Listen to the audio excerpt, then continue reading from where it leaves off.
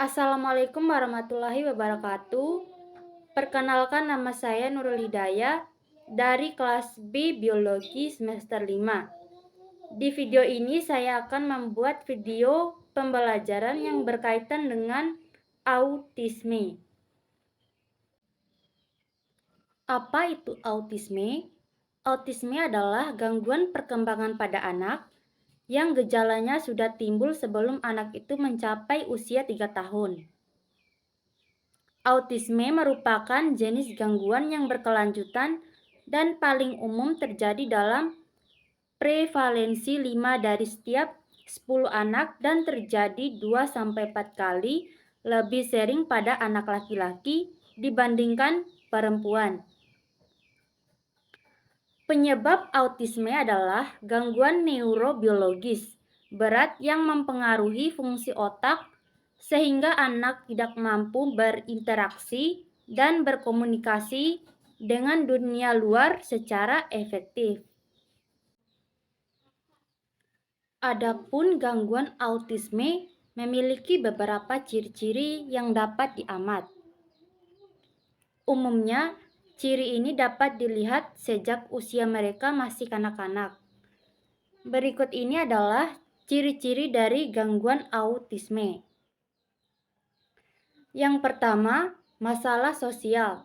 Ciri paling umum dari pengidap autisme adalah mengalami masalah dengan sosialnya.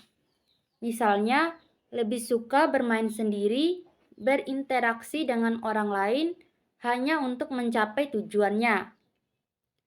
Kontrol emosi yang buruk hingga menghindari kontak fisik dari sosialnya. Yang kedua, susah berkomunikasi. Seorang yang mengidap autis pasti memiliki kesusahan dalam hal berkomunikasi dengan lawan bicaranya. Beberapa orang akan dapat berbicara sedikit atau tidak bisa berbicara sama sekali.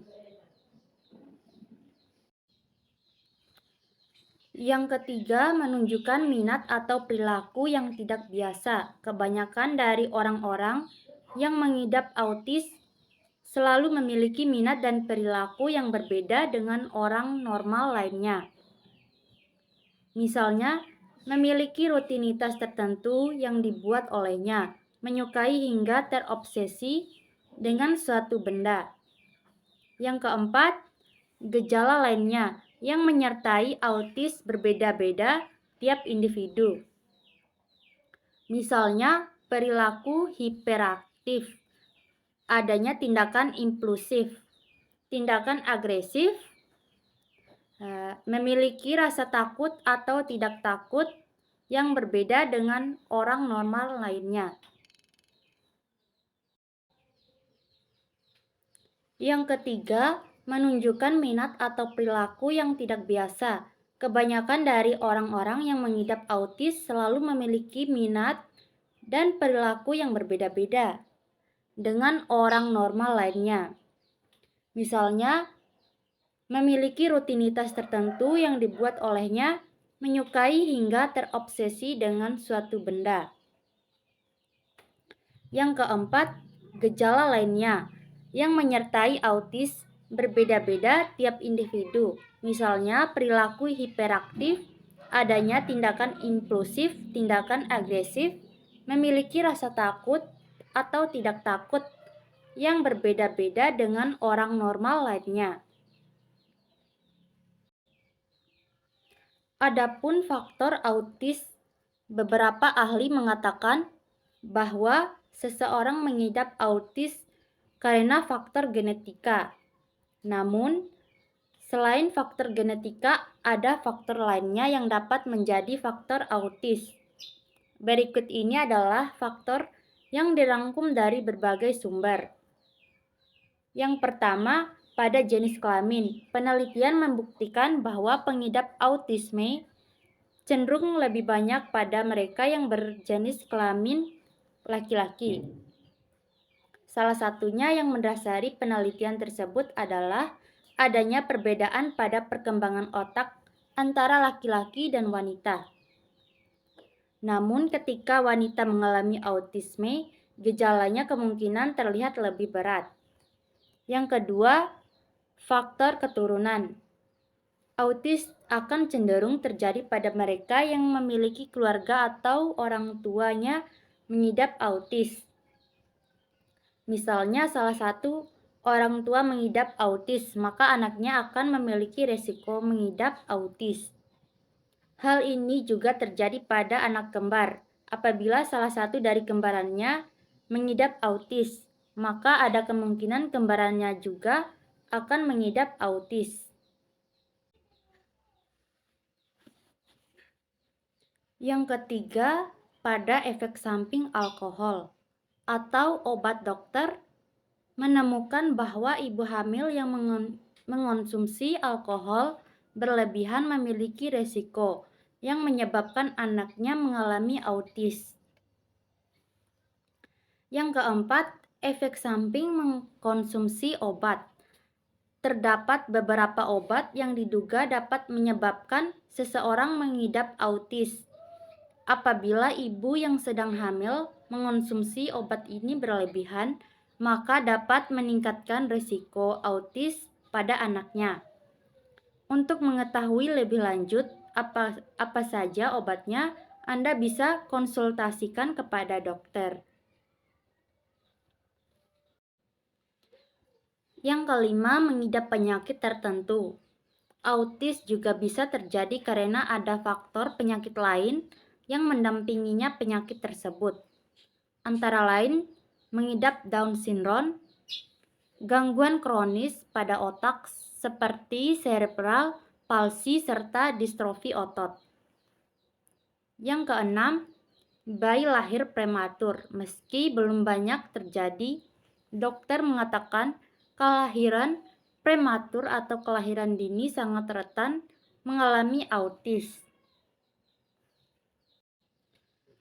Yang ketujuh, usia orang tua ketika hamil. Wanita hamil dengan usia 35 tahun ke atas memiliki kondisi berbeda dengan wanita yang berusia sebelum 30 tahun. Oleh karena itu, semakin tua usia wanita yang hamil dapat menyebabkan risiko autisme pada anaknya. Adapun beberapa terapi dapat membantu seseorang dengan autis untuk bisa menjalani hari-hari mereka. Berikut ini adalah terapi yang biasa digunakan oleh dokter untuk membantu orang dengan autis. Yang pertama, terapi perilaku kognitif. Terapi perilaku kognitif merupakan terapi yang dapat diaplikasikan untuk anak-anak dan orang dewasa dengan autis. Dalam terapi CBT, orang akan diajari untuk memahami dan mengidentifikasi pikiran, perasaan, perilaku mereka. Terapi CBT membantu mereka untuk mengelola kecemasan, mengenali emosi orang lain, dan mengatasi situasi sosial dengan lebih baik. Yang kedua, Applied Behavior Analysis atau ABA. Analis perilaku terapan adalah terapi yang dapat diterapkan untuk anak-anak dan orang dewasa pengidap autis. Terapi ini dirancang untuk memunculkan atau mengubah perilaku positif pada orang tersebut. Teknik yang digunakan adalah dengan menggunakan sistem penghargaan. Setiap perubahan atau perilaku positif yang muncul akan diberikan penghargaan. Yang ketiga, Social Skill Training. Terapi SST bagi sebagian orang pengidap autis tidak mudah, sebab dalam terapi ini mengharuskan mereka untuk banyak berinteraksi dengan banyak orang. Sedangkan tidak semua orang pengidap autis dapat berinteraksi dengan orang. Oleh karena itu, bagi beberapa orang autis, terapi ini adalah tantangan sulit bagi mereka ketika menjalaninya. Adapun pertanyaan yang berkaitan dengan autisme. Yang pertama, Apakah autisme merupakan penyakit menular? Seperti yang sudah dijelaskan di atas, autisme merupakan gangguan perkembangan yang menyebabkan seorang anak mengalami kesulitan dalam bersosialisasi atau berkomunikasi. Terkait penyebabnya, faktor genetika dan lingkungannya diterangi punya adil dalam hal tersebut. Meski begitu, para peneliti hingga kini masih terus mencari tahu penyebab pastinya. Namun, perlu diingat, autisme bukanlah penyakit yang disebabkan oleh virus, sehingga tidak akan menular. Pertanyaan yang kedua, benarkah anak menjadi autisme karena ibu stres saat hamil? Ibu yang stres saat hamil sesungguhnya tidak menyebabkan anak menjadi autisme. Hal ini diperkuat oleh para ahli yang tidak memasukkan stres saat hamil dalam daftar yang harus diselidiki sebagai penyebab autisme. Selain itu, fakta juga memperlihatkan banyak ibu yang mengalami stres saat hamil namun tidak melahirkan anak autisme. Pertanyaan yang ketiga, apakah gejala autisme terlihat sejak bayi? Ya, gejala autisme sudah bisa dideteksi saat bayi berusia 9 bulan. Namun orang tua harus benar-benar cermat mengamatinya di usia tersebut. Anak yang memiliki risiko autisme biasanya tidak bisa melakukan kontak mata, tidak bereaksi saat namanya dipanggil, dan tidak suka dipeluk. Gejala autisme akan semakin banyak yang muncul seiring dengan pertumbuhan usia si kecil. Pertanyaan yang keempat, adakah makanan yang harus dihindari oleh anak autisme? Lalu, apa makanan yang disarankan untuknya?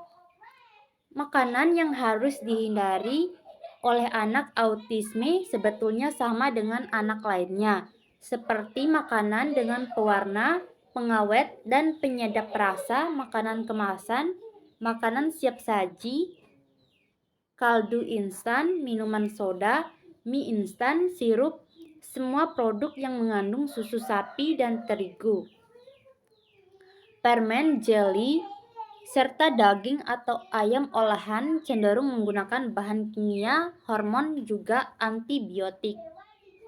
Sementara makanan yang disarankan adalah makanan segar, sayuran, buah-buahan, kacang-kacangan, coklat, ikan segar, telur, dan ayam kampung. Selain itu, untuk pengganti terigu, gunakanlah tepung beras, tepung kanji, tepung tapioka, kentang, beras ketan, singkong beras, dan ubi untuk pengganti susu sapi. Gunakan susu kedelai, susu dari beras, susu almond, dan es krim dari jus buah segar buatan sendiri. Sedangkan untuk pengganti gula, gunakan madu murni secukupnya. Sekian pada video pembelajaran dari saya. Apabila ada kesalahan, mohon dimaafkan. Sekian, terima kasih. Wassalamualaikum warahmatullahi wabarakatuh.